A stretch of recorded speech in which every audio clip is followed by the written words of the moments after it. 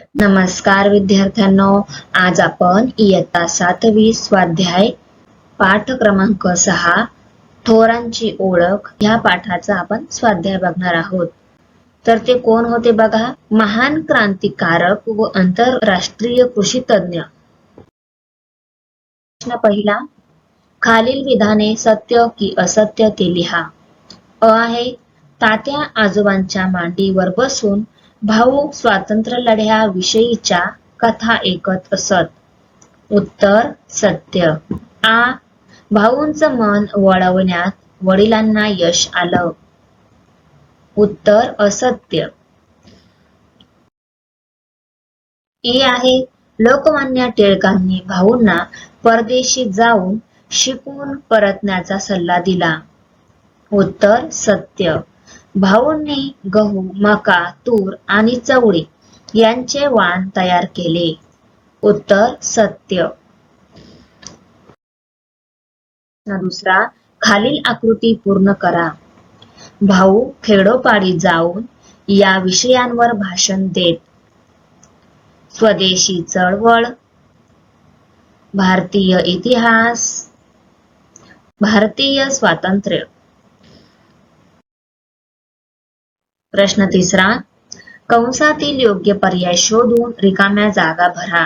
अ आहे, भाऊंनी master of science ही पदवी टिंबटिंब येथे प्राप्त केली. उत्तर अमेरिका. आ आहे, टिंबटिंब या विषयात भाऊंचा दबदबा वाढला. उत्तर जेनेटिक्स. भाऊंनी टिंबटिंब या विषयात डॉक्टरेट मिळवली. उत्तर कृषीशास्त्र.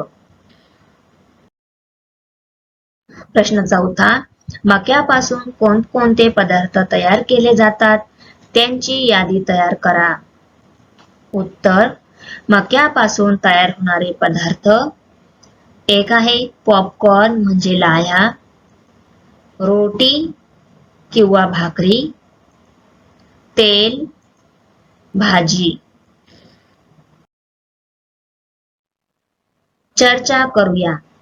कृषी शास्त्रात झालेल्या विविध संशोधनांमुळे धान्याची विपुलता वाढली आहे.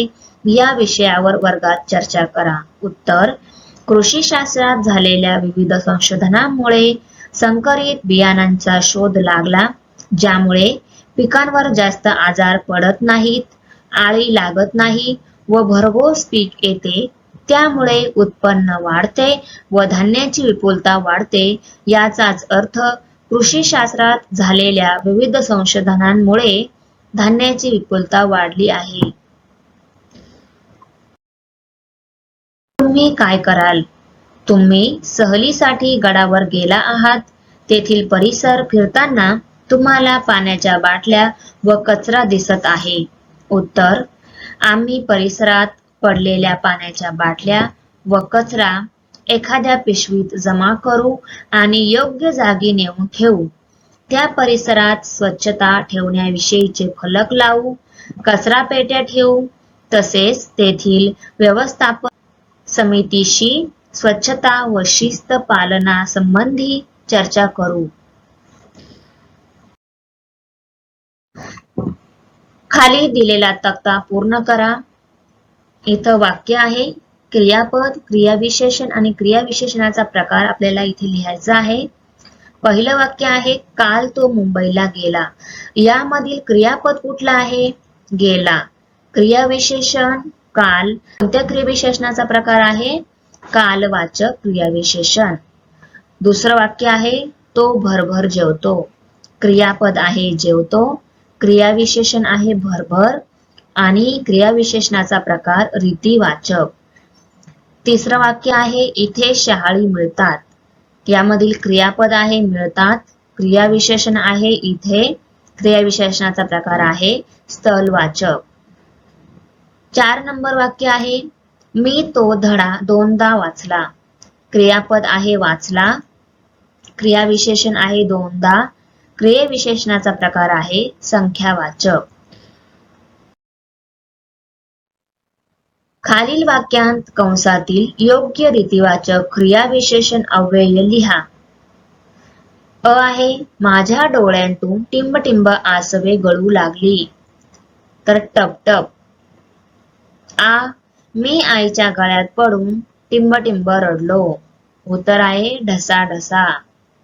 ई रात्र होतात सगळ्यांचे डोळे टिंबटिंब मिटू लागतात. आपोआप. पक्षाने आपले पंख टिंबटिंब फडफडवले. उत्तर सावकाश.